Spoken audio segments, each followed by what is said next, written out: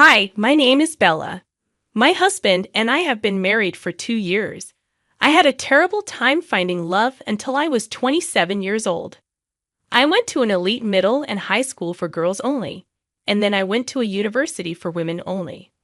After I graduated, I got a job as a receptionist at a big company.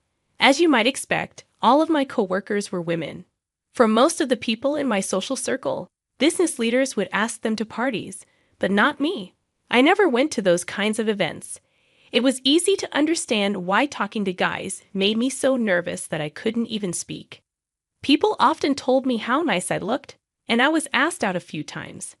There were some nice guys at dinner, but they always told me, "You're pretty, but there's not much else to you." After that, it happened. The door to my fate opened. Can I ask Bella to go on a date with me? This is what Lex, who worked for one of our clients and always checked in at my desk, told me. Since he would only give me his contact information, people around us thought we were dating, but it wasn't true. I just smiled at him when he tried to start a conversation, like I did with everyone else. I really thought I would always be single, but when he told me, everything changed. May I suggest that we begin our relationship as friends?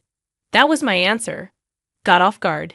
He nodded so excitedly that it looked like his head would fall off. He smiled as he walked into the office. I had never done that before. Guy questions like, "Want to have dinner?" had always been the norm up until now. "Free tonight." But when I was with Lex, I didn't get that sense. I only felt love. I was so happy.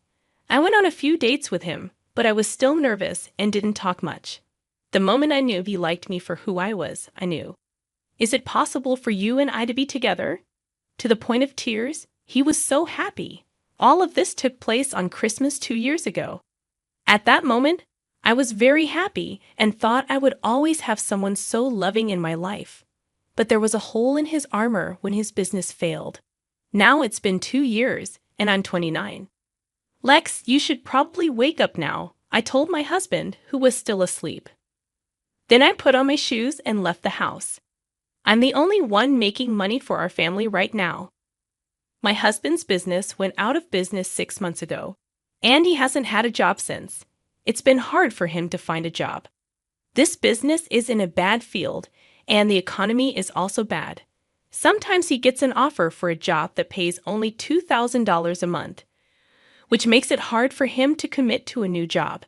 Even with all of this, I still support him. Our love isn't so shallow that it would fade if one of us lost our job. My pay has always been pretty low. We've never lived a fancy life. We rent a 2-bedroom flat that is more than 30 years old. It's a 30-minute walk from the train stop, and the building isn't safe. But I was ready to give up a lot of things so that we could keep living together. I thought my husband might still be upset about his company going out of business. He had a few job offers, and I waited calmly because I thought he'd find a good fit and feel better. But my hope was short-lived, and he kept getting worse. Even taking out his anger on me by raising his hand sometimes was a sign of his stress. He didn't leave any permanent marks, and I thought he must be hurting more than I was. So I put up with it because I wanted to help. Then, after a few days, he finally got a new job. He quit the business he was in before and went into a whole new one. He took the job because the new place was ready to hire him, even though he didn't have much experience. I felt better when he got it because I knew I wouldn't have to be his hitting bag anymore. I thought he might be getting violent, but it looked like it was just a phase. He is now working hard at his new job and was even given the title of team leader. It's been a year, and I just turned 30. I was excited about having kids soon, but the loving man I married didn't seem to be there anymore. I told you I liked toast. Now tell me why you made pancakes. Also, take out the pit if you're going to serve fruit. Little things started to make my husband mad, and he started saying mean things. Really, do you need to talk that way? Lex, you're an adult now. I snapped back. Take out the pit yourself. I was getting angry. In response, he hit the wall with his hand, which scared me. I don't like to argue, but I know in my heart that what he's doing is mental abuse. Recently, I've tried not to upset him, but we've been fighting a lot, and I'm tired of it. When he took it out on me, that's when I lost it. It looked like the stress of his new job was to blame. Soon after, he was made team leader, which showed how good he was. Now everyone tells him he's going to be a department head very soon. He couldn't handle the extra stress, so he started hitting me, who was an easy target.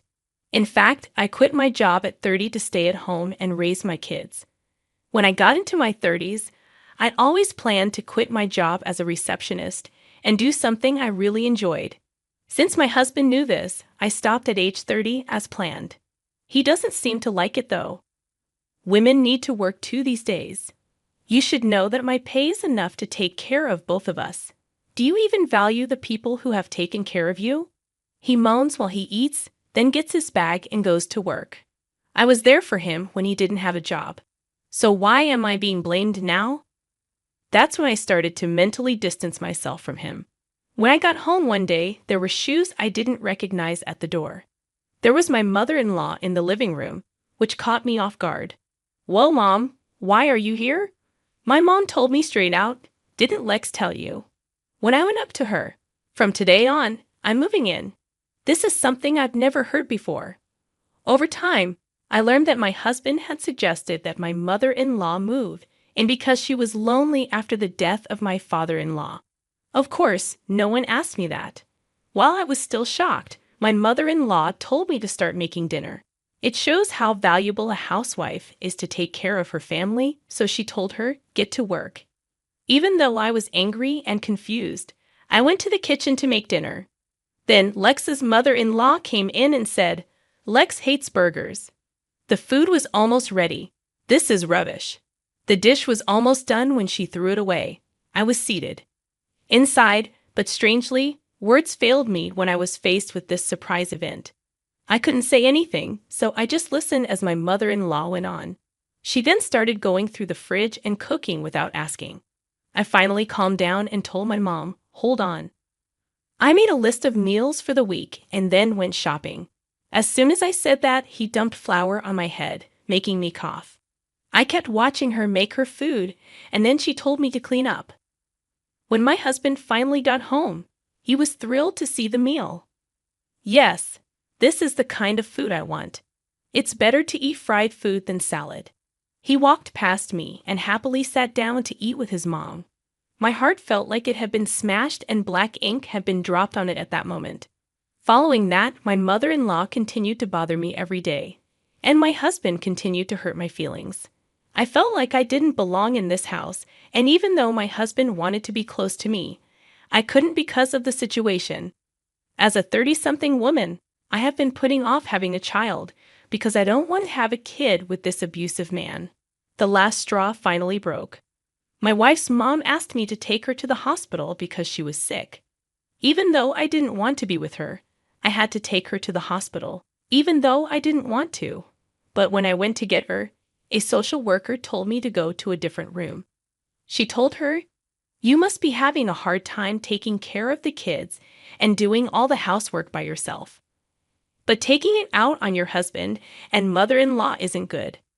It turns out that my mother-in-law was saying that I hurt her when I fell. Even worse, she had been to the hospital more than once and asked about me each time. It looks like she picked today to deal the last hit. The social worker blamed me because she didn't know the whole story. You should look out for kids and old people more. During that time, our family hasn't had any children. When I was told I might need psychological help, I had had enough. "You broke my rights, so I'll sue you.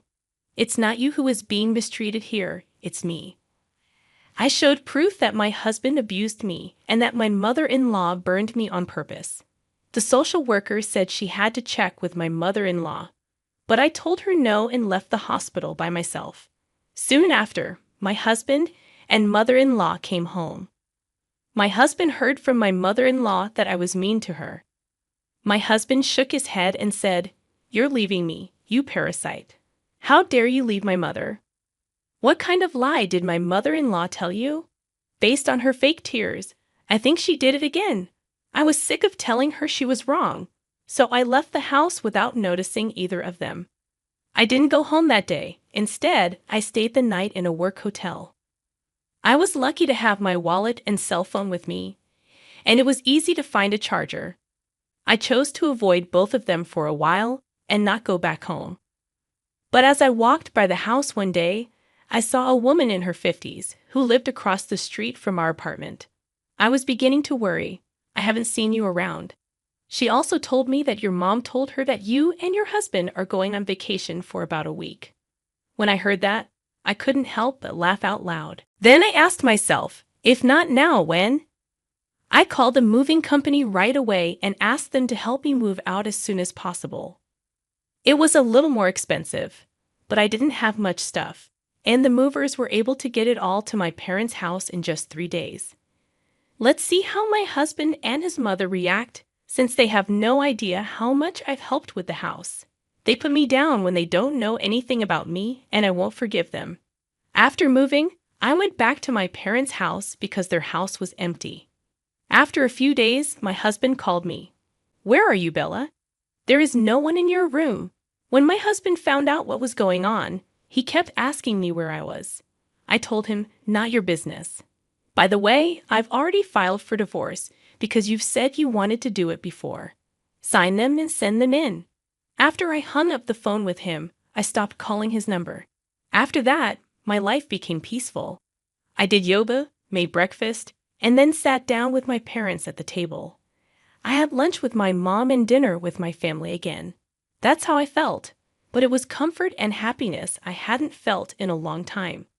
When I told my parents to thank you, they were surprised, but they were happy to see me. When my husband found out I was at my parents' house, he waited nearby for me. When I saw him, I tried to run away, but he caught up and grabbed my arm. "Call me Bella. Let's go home.